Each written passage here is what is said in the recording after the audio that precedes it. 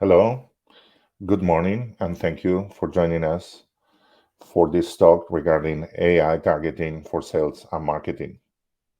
I'm Felix Serna, I'm the Vice President of Growth Marketing at LeadSpace. And today we'll be having a presentation where we will highlight the usefulness and the implementation of AI for targeting, as the title describes. So today we are not going to be talking about generative AI, creative AI, all the other stuff that's very useful in marketing that has been making the news lately. We are going to focus on targeting. Let me start talking a little bit about the platform that we are going to go over today. It's a revenue automation platform. It's a new type of solution that aggregates the best in sales and marketing tools.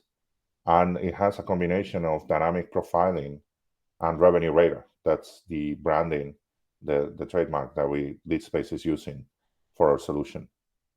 Before we go deep into that, I wanted to briefly mention or give you a little bit of the background on what LeadSpace is doing and at what level in the industry. This is our logo slide with some of our key customers in different areas. And as you can see, we have a notable presence in high tech software, in very progressive and companies that are using AI in all fronts.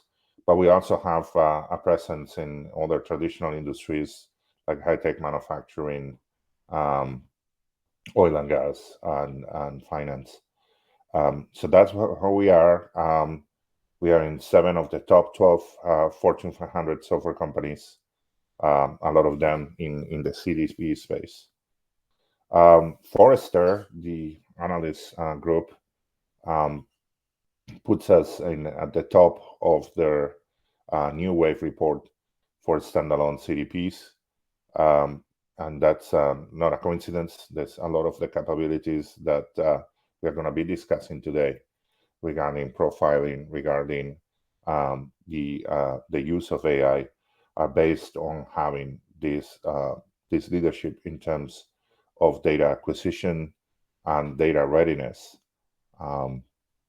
in order to support intelligence activities at the level of targeting for sales and marketing. So what are we talking about? Well, the reality is that sales and marketing teams need direction to find who, what, and when they need to be targeting and selling to, and more than ever, as competition and information, it's abundant in the marketplace. The need for solid targeting based on science as compared to feeling or intuition is making a big difference, especially in B2B selling. So that's what we are solving with our solution. We call the combination of active profiling and revenue radar drive, because it allows to put some of the functionality, some of the more complicated aspects of targeting in an auto drive solution. It provides prioritization of sales pipeline. It identifies the best business potential in each sales territory and identifies what are the targets that are most likely to convert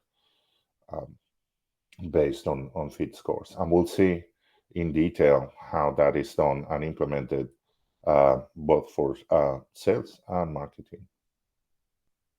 Okay. So let's start with profiling, and with some folks in this industry, when we discuss the advent of AI for targeting, they always start with the same concept. The solutioning based on artificial intelligence and machine learning, it's going to be is going to be effective or not based on the data that is used to feed the models, to feed the system. So uh, today we invest a lot of time and energy making sure that we create the best profiling in B2B available today in the world. We use a multi-source approach for first and third party data, which is dynamically updated and ranked. We use machine learning in order to figure out the best combinations, the best recipes of blended data to provide our customers with the best combined profiles available in the industry today. We have done multiple bake-offs with other providers in the industry, and that's why we are labeled at the top of the wave in terms of our ability to provide those profiles. Um, this idea of using um, very advanced profiles, it's also very useful in leveraging a multiple variable analysis in terms of the targeting. And you'll see that, right? At the end of the day, in terms of profiling and targeting, when you have an individual, a person that you have identified, and you are actively targeting, you need to understand the relationship to the entity, to the account that you are working with, that you are targeting in a B2B scenario, in order to understand if that person is part of the buying committee, if that person is interested in your solutions, are they researching your solutions, etc. So having that this blended um, type profile with technographic revenue signals, first party data, firmographics on the account, and demographics on that person um, really creates a profile that becomes very useful to be consumed by algorithms that they are gonna provide the targeting that we are discussing here. So the way we structure our targeting, it's all based on the concept of revenue radar, which will be showcasing at Forrester B2B Summit next week as our innovation this year. So basically, radar uses four signals. It uses AI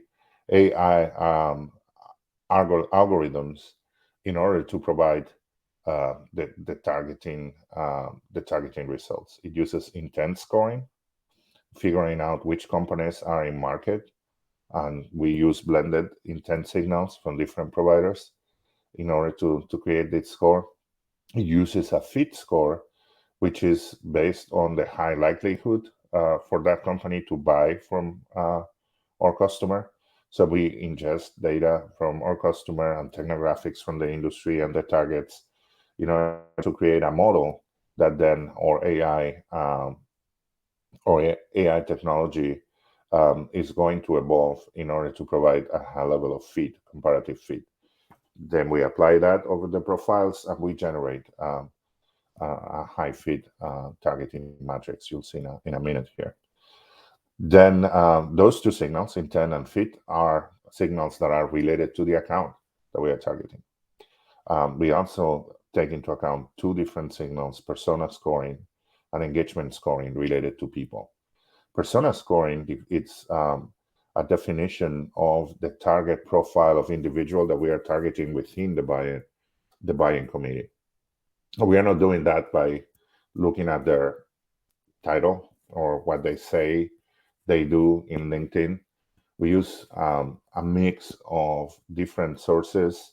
Uh, if the company is public, information that they have published, we use LinkedIn, of course, we use other sources in order to create a persona profile for that individual. And then we score, compare to the target. Um, the machine learning algorithms are able to then tell us um, who we are targeting within the buying committee and their propensity to be the right person in terms of the buying committee. Engagement scoring, finally, is something that we ingest from marketing automations and CRM systems in order to understand what level of engagement they already have with your account. What are they doing already um, within your funnel? That is the fourth signal that completes the profile.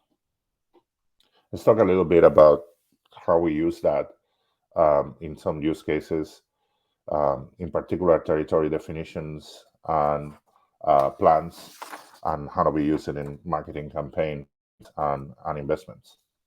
So, starting with territories and go-to-market plans, uh, we see these 5 steps in order to optimize your investments in both sales and marketing. The first one is understanding your ideal customer profile at the account and person level, going back to what we were mentioning in the radar slide. The second one is understanding your total addressable market by territory. And in here, it's going to help to have a very rich profile by territory in terms of the companies and the buying teams within those companies in the territories that you are targeting. The third step will be then to understand what have you done already, which ones of those potential targets in your addressable market are already your customers, and which companies are not. That's your white space, and how you need to target them. The fourth step in the way we see this approach is then using again AI and ML to help us identify the right and ready accounts based on, again, in intent signals at the account level and feed scores based on the history, the buying history, and the technographics of the accounts you are targeting. Finally, again, using the next 2 signals for people, identify the right and ready contacts in those companies. They are right because they have the right persona, and they are ready because they are showing engagement at that point. And you understand that they are either at the top of the funnel, in the middle of the funnel, considering a solution, or they have already decided a final list of companies that they are looking into, and that's why they are on your website, or they are engaged with your communications or with your outreach teams. So again, those 5 steps I'm going to break down now quickly. So in the ideal customer profile, a good practice is to configure using firmographic data for your accounts and demographic data for your contacts. A best practice will be to use AI modeling to look for lookalike accounts and contacts and figure out those as targets. The pro tip that we are putting here is that you can also try to figure out what your competitors have been doing, and what are the contacts that your competitors are targeting, and or are they are closing in order to create this model. Right? It's not only what you're selling, but the total addressable market and what is happening with that market. So on that, in the idea is, and I insist, based on having the best profiles possible, create that account universe that will tell you what is possible in that market, in that geographic market that you're targeting. This is an example from our interface called Studio. This is the interface for marketing. So in here is, as part of the best practice, we're using internal data and third-party data to create and understand the TAM universe that we are going to use the model against. We want to do it by territory, so we understand, do we have people selling there? Do we have a partner selling in that territory? What is the structure of resources that we are using in that addressable market? And that's going to help us with mapping the terrain. At the end of the day, for sales, this is a good idea to understand the resources that they have available and the size of the white space and lookalike companies in each territory that they need to target. Conversely, it's for companies that really want to use the technology to the max, they want to understand the opposite of the white space. So the companies that are already engaged and how they can manage renewals, upsell, and strategies within those companies, apart from new logo, based on the resources available. So how do you split your account executives, your BDRs, the folks that are going to be working on attacking that white space versus who's going to be working on renewals and upsell. Again, this is in a B2B scenario, upsell across multiple divisions of a corporation. It's also part of this territory mapping as it should be. Let's talk about the selection then. Once those are mapped, we are using all these great uh, combination of data sources, mapping and profiling in order to have a very good picture of the terrain that we are going to be targeting. Now it's time to start looking at our selections. More is not more, less is more now. In terms of marketing resources and sales investment, we want to focus those resources in a very smart way. So we start doing that using the right and ready accounts. So the idea is to use on account AI models and intent signals and integrate those directly into Salesforce to prioritize the accounts by fit and readiness. Ideally, you can start doing that and prioritize it on a weekly basis. This is literally a snapshot here of one of our account executives. It's actually the lower northeast accounts, and we call this a 12-box report. We'll show you in a minute why we use that nomenclature. But here you have A, B, and C, which is the qualification of the fit of the account, so the propensity to buy based on the AI model that we have created with our in this case for ourselves, right? This is lead space for lead space, this picture. Um, and what you see in terms of high, low, medium is the actual intent this week. So we change, we update intent information again for multiple providers on a weekly basis. You are able to see who are the high fit accounts and what is their intent. And we'll talk about a second about what we call super high intent or high intent in this scenario. Again, these are the two signals, the fit in ABC and the high, low, medium intent reflected in this case in a dashboard for one of our regions that we are targeting in the US, the lower northeast, as an example. Okay. I see that people are having trouble with the details of the slides. Well, in some cases, I'm doing that on purpose because that I don't want to show too much information, but we can help you clarify that, and maybe if you contact us, I can give you a better copy in person. So finally, the last two signals that we use is the right and ready contacts. And like before, we use in a combination of intent and fit. Here, we're using a combination of personas and the actual engagement that they are having with us in our funnel. In this particular case, again, this is Salesforce for lead space. We use account engagement, or it used to be called Pardot, as our solution. So in this case, the scores come from there. And you see there's a combination of the personas, and this is the lead space persona title reflected in Salesforce, and their activity, their score for each one of the accounts in the high fit, high intent area. So now you're looking at high propensity to buy. They're in market right now. these are the right personas, and there's several, right? In this particular case, I think we have 15 in the buying committee for this account. And what are they doing?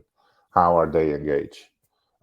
So in this simple screen in Salesforce, you have 4 signals that tell the account owners, in this case for the lower Northeast, the information that they need in order to be able to do the targeting as efficient and as diligently as possible.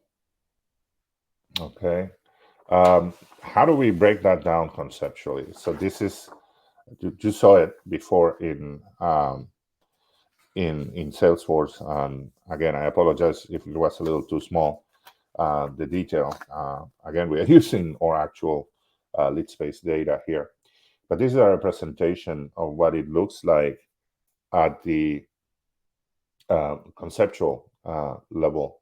So in here we have accounts with over 1,000 employees. It's a B2B targeting proposition. Again, this is for lead space. And in the first column, you see A, B, C, D. This is the lift, the propensity. So you can see that when you have an A account, you have, and those are just 4% of the accounts or so, they have a 6 times more propensity, more conversion than regular accounts. So their lift is 6x. Anything that you do with them has 6 times higher opportunity to result in a close than with a regular account, a D account here with 0 lift.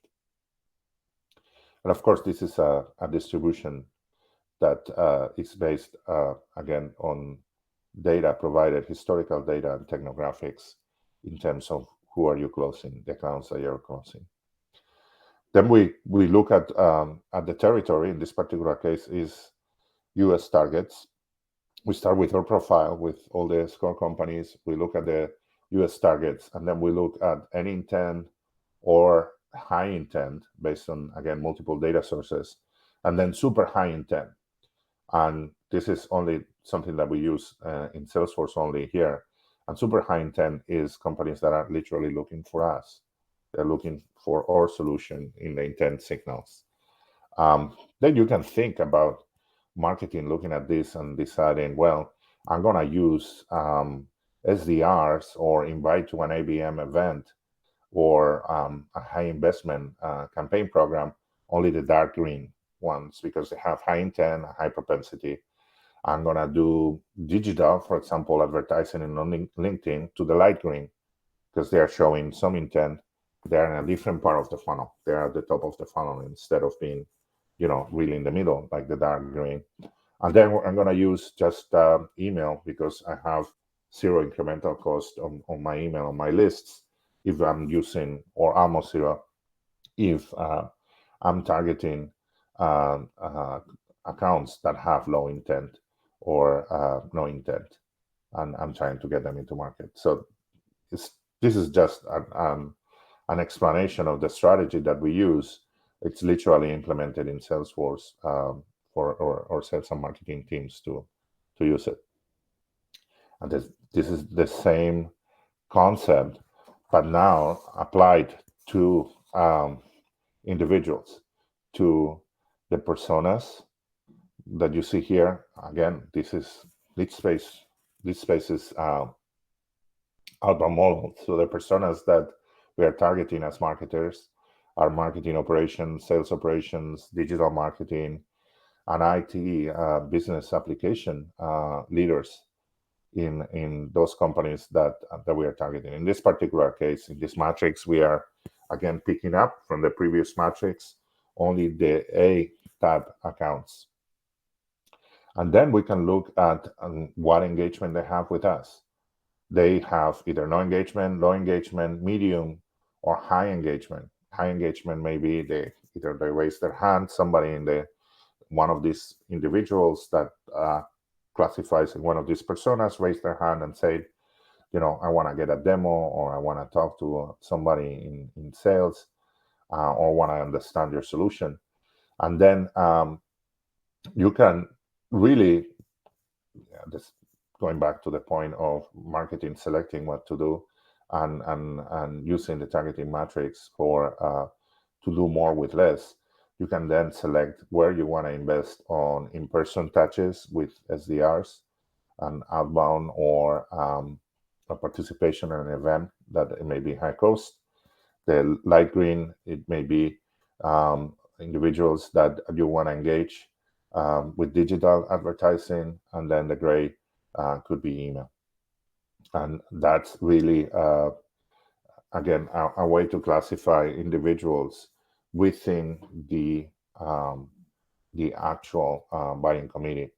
And we are, of course, changing the personas for our customers, right? We have multiple persona models out of the box, but we can also develop custom persona models. Um, it will be here like in persona category for different industries.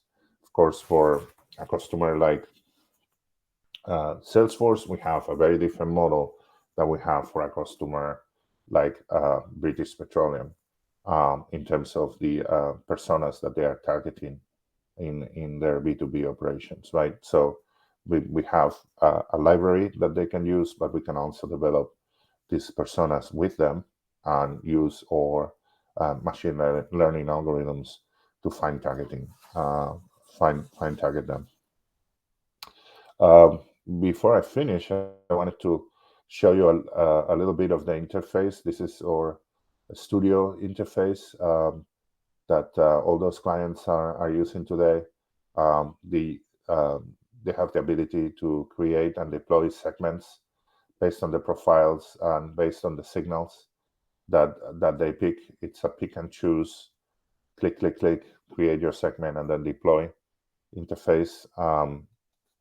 And it's also a way for marketing teams to create a library of targets and evolve it over time as the different targets are changing, right? Data is changing, people are changing companies, they need to be updated.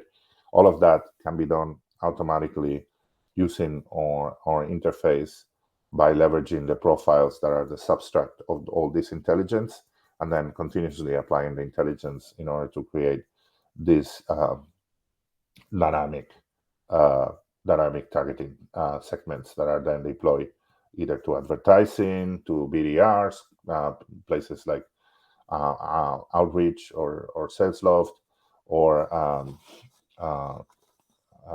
DSP networks like LiveRamp, etc. Um, and I think I want to close again, going back to how this is actually implemented very quickly into Salesforce. These are standard dashboards that have been lightly modified to use the signals. Again, the four signals with intent, fit scores, the persona, and engagement, and are very, very useful. And then they can be used at the territory level, at the group level, or at the individual level in terms of the accounts that each AE or BDR owns, in terms of getting intelligence, in terms of the engagement, the propensity, the lift, the potential lift, and the fit in general, not just of the account, but also the people within the buying committee that are going to be we're going to be targeting. And I think I want to close on that. Um, Today we showed how we get the most accurate buyer profiles, the total addressable market, the ideal buyer profile, how we use lookalike prospects and um, target our customers with the best cross-sell strategies. And finally, we were looking at dynamically prioritized sales territories, campaigns, and a demand funnel, again on a continuous basis. And now, you have any other questions, that will be the time to ask them. I would also ask you to reach out to me directly, Felix, Felix.Cerna at Leadspace. and I will give you a copy of this presentation that you can look at the detail, in an easier way that over this video, if that's necessary. And I'm gonna be quiet now for a minute and see if there are any questions. Thank you again for your time and attention today.